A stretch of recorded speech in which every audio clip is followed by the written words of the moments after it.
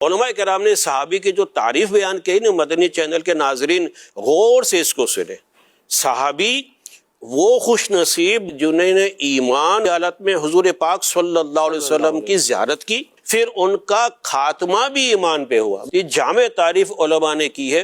صحابہ کرام کی عظمت کو کوئی پہنچ نہیں سکتا، ہاں ان کے درجات ہیں، اس کی ترتیب یہ ہے۔ ہم الحمدللہ اہل سنت کے نزدیک ان کی ترتیب یہ ہے، انبیاء اور مرسلین کے بعد، اور انبیاء اور مرسلین کے بعد تمام مخلوقات میں انسان، جن اور فرشتوں میں سب سے افضل مسلمانوں کے پہلے خلیفہ صدیق اکبر ہیں، سبحان اللہ۔ ان کے بعد دوسرے خلیفہ عمر فاروق اعظم ہیں، ان کے بعد تیسرے خلیفہ عثمان غنی ہیں، ان کے بعد چوتھے خلیفہ مسلمانوں کے حضرت مولا علی کرم اللہ تعالی وجہ الکریم ہیں، ان کے بعد عشرۂ مبشرہ، وہ 10 صحابہ کرام جن کو میرے آقا نے خصوصی طور سے جنت کی بشارت دی۔ خصوصی لفظ اس لیے استعمال کیا کہ ہر صحابی جنتی ہے، ان کو خصوصی مطلب کہ سرٹیفکیٹ ملی، اور ایسی اوتھینٹک سرٹیفکیٹ ہے کہ یہ جنتی ہے ہی۔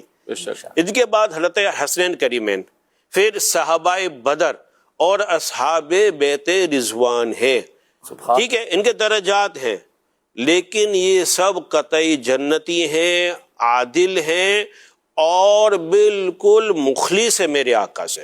اللہ پاک قرآن مجید میں فرماتا ہے، پارہ 30 سورۃ البینہ آیت نمبر 8، اللہ ان سے راضی اور وہ اس سے راضی۔ سبحان اللہ۔ اللہ تعالیٰ اصحاب رسول سے راضی ہے، سبحان اللہ۔ اور صحابہ کرام بھی اللہ سے راضی اللہ اللہ۔ میں کہوں اتنے خوش نصیب آج تک میں نے نہیں دیکھے جن سے اللہ فرما رہا ہے تم سے راضی ہوں۔ ہم دعا کریے اللہ ہم سے راضی ہو جا، ہم سے راضی ہو جا، اور اللہ پاک ان کے لیے اتنی خوشخبری دے رہا ہے۔